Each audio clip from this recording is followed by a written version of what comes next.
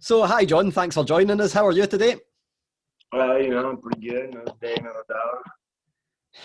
Excellent. So, the first place I want to start, obviously, people can tell I've got a Scottish accent and you've got an American accent. You wrestle in America for a company called All Elite Wrestling.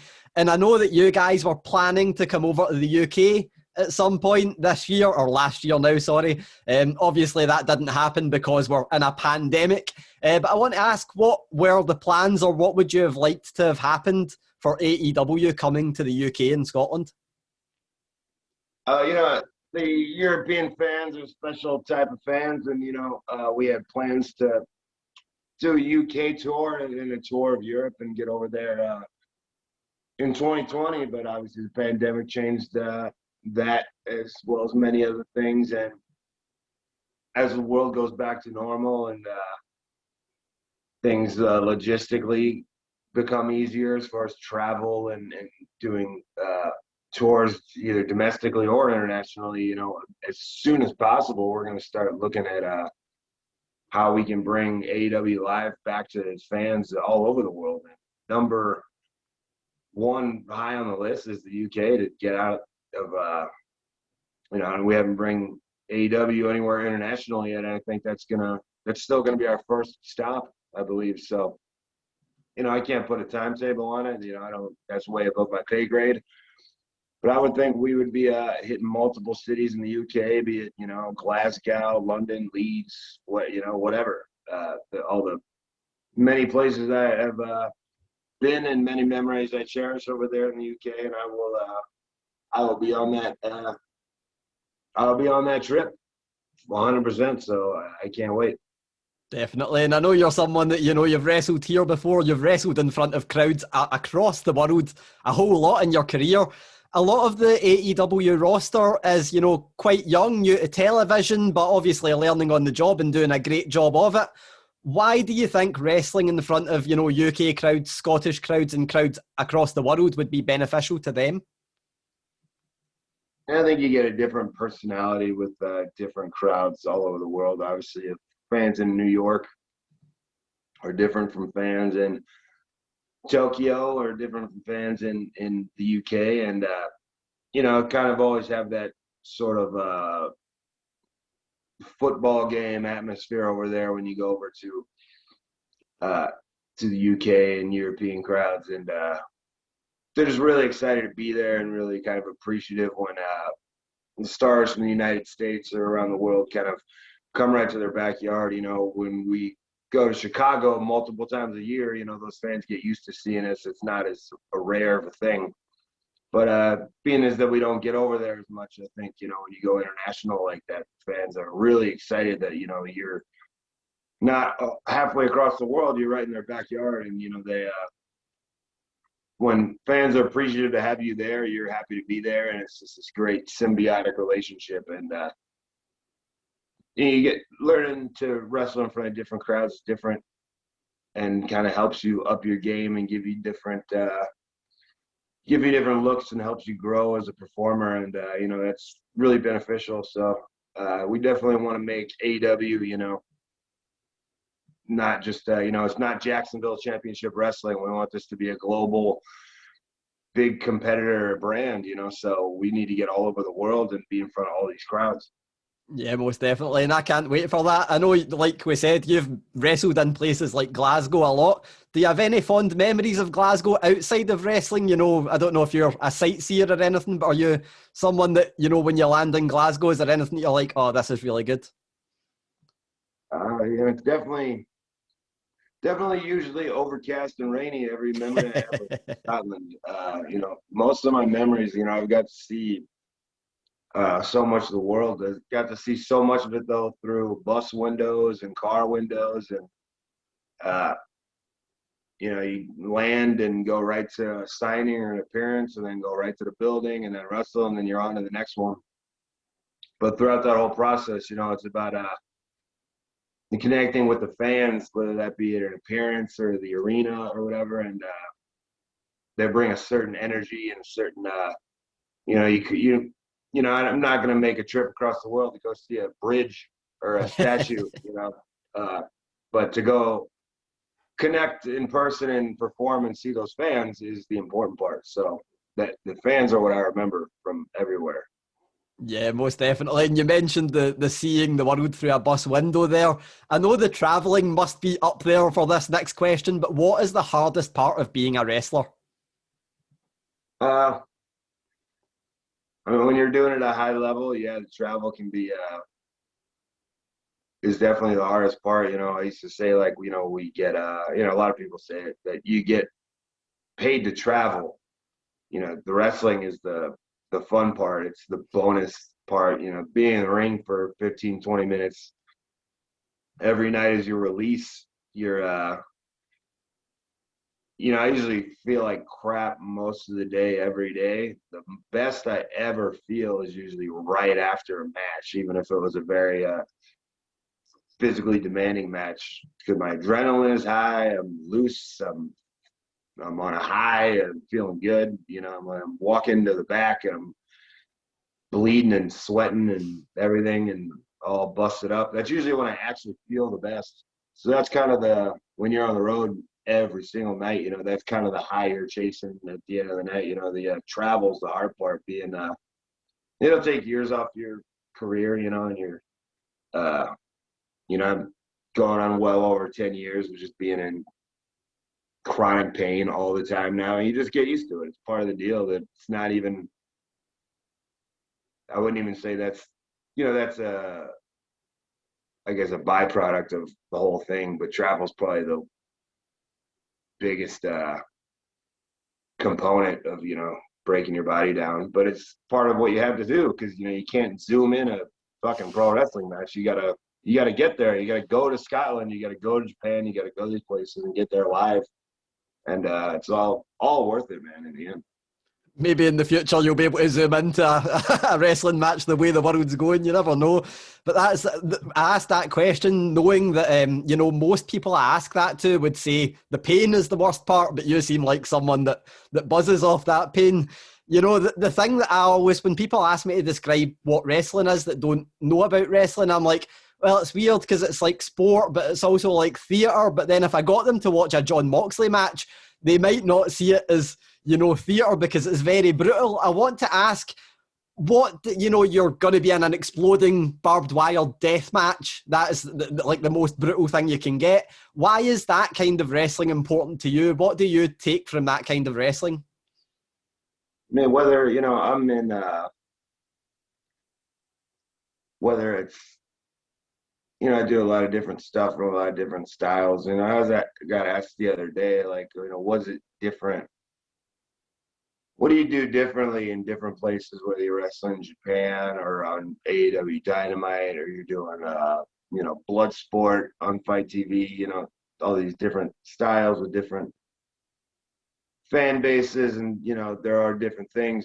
There's different tempos and different crowds and different kind of set ways of doing things or whatever. But really, I don't really change anything up. It really all, at the end of the day, it's kind of all the same thing. Like if there's no ropes on the ring, I can't hit the ropes. If there's no explosions set up, I can't explode myself. But other than that, you know, it's basically I just go to the ring and get loose and get in the zone and be me and do my thing and uh, just getting in that headspace, that flow state, and just going to I just go out there and be me. And what, you know, the whether, no matter what kind of match it is, you know, people out try to put wrestling in a box, and people try to define what wrestling is or is supposed to be, or it's not supposed to be anything. It doesn't have to be anything. It can be a bunch of different types of things. You know, people say it's entertainment. People say it's sport. People say it's theater. People say it's art. People say it's performance art, and then people get mad about that for some reason. But I don't necessarily call it that. But I don't call it anything. I don't know what to call it, man. It's wrestling. Yeah, You know, that word just kind of, especially if you say it with the right emphasis, man. It's wrestling, man. You know, it's everything all tied into one. It can make you feel things, and you know, it can be Shakespearean. It can tell stories and make you feel emotions and tell stories that you remember. And ultimately, no matter what the type of match or all the whatever we're putting a cage up, or it's a tag match or a 6-man or a exploding this, or it's a submission match or whatever the hell it is. It doesn't matter. It's just a vehicle to tell stories.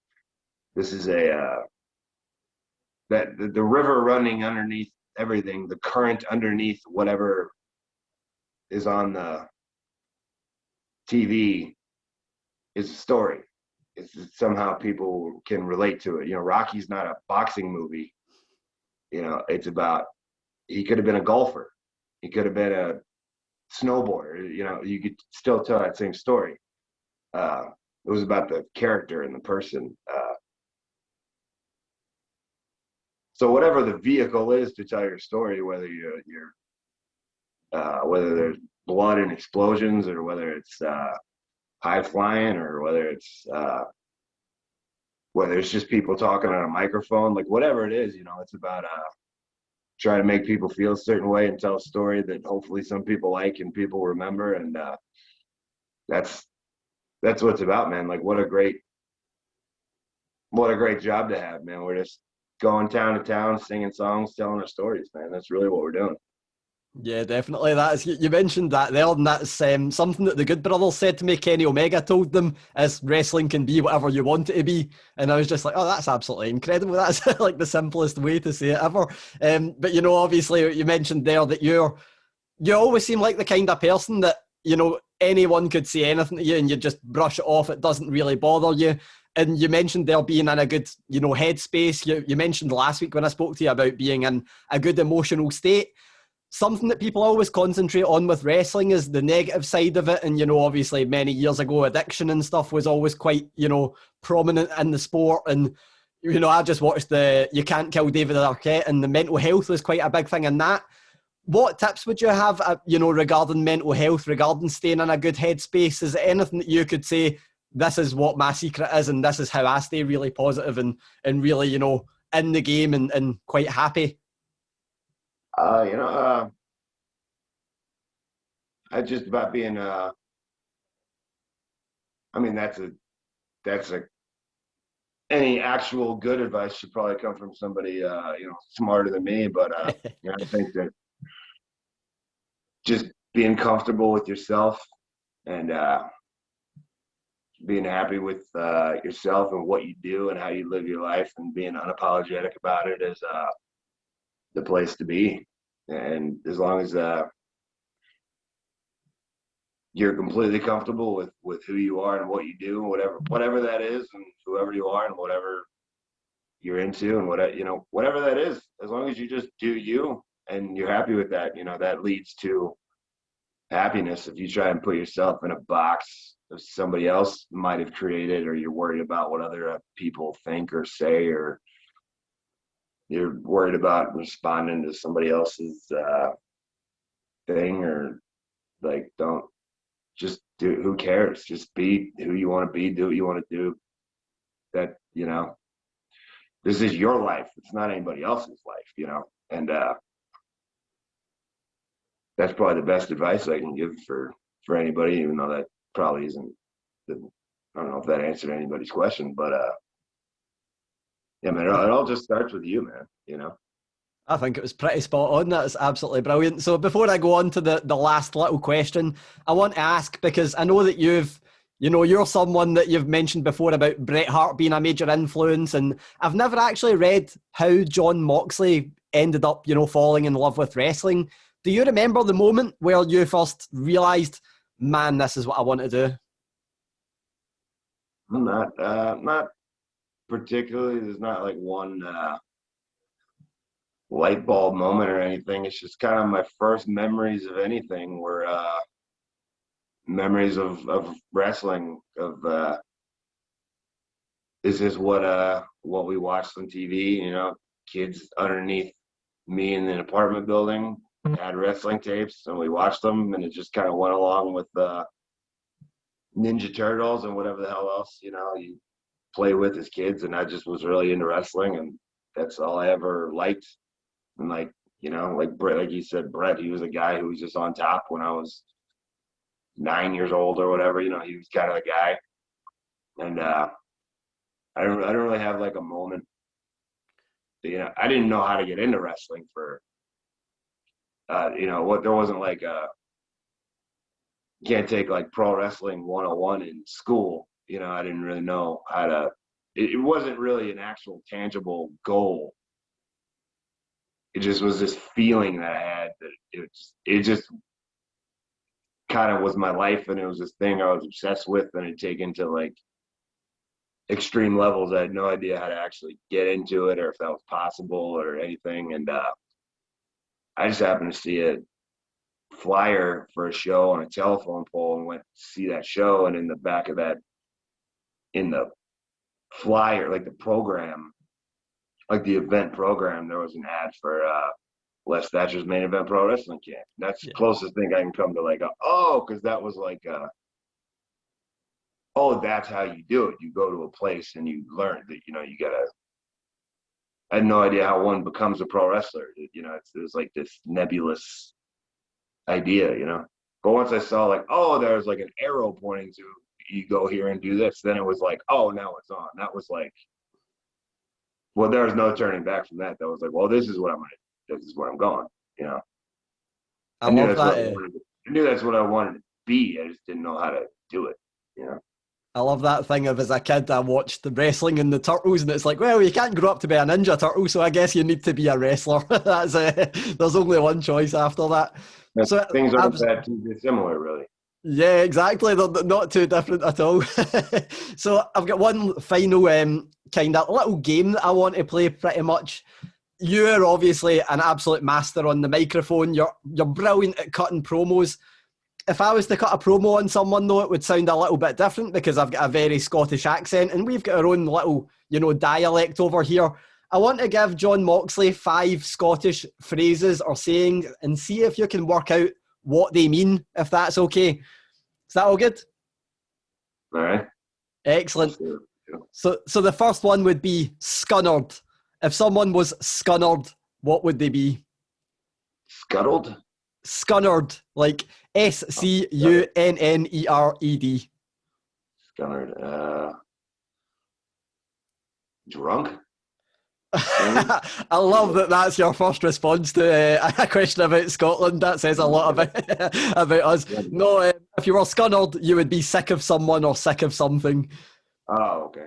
So the next one, and this one no one in Scotland knows how to spell, but I'll spell it anyway. It's Egypt, and it's EEDJIT. So if you call someone an Egypt, what is that person? They are a lowlife, a thief, a scumbag.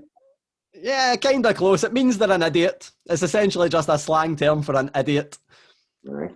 I have to remember that one. Yep. And the third one, okay. Yeah, an Egypt. You're an Egypt would be the response. So I want to hear that in a promo in the future if you come over to Scotland. So the third one would be if you said to someone, your bum's out the windy, and that's a full phrase. So your bum's out the windy. What would that sentence mean? Means you got a fat ass or your ass is hanging out the window? You've got the exact translation of it correct. Yeah, that's exactly what it translated to. But for some reason here, it means you're talking nonsense. So it means, you're talking a load of rubbish. Your bum's out the window. The second last one would be away and bile your head. Say it again? So if I was to say to you, away and bile your head, what would I be telling you to do? Or what might it mean? Bail my hat? No, it's close, kind of. So the actual translation is away and boil your head, which means go away, you're talking nonsense. But pretty much, yeah. And the final one, I would use that, you know. I look forward to hearing your head, man. The final one, it's one word. It's the favourite word that everyone in Scotland uses to call each other names, and it's a bobag. Would Jon Moxley know what a bobag is? Well, the obvious answer seems too easy. It might be. For a ball bag.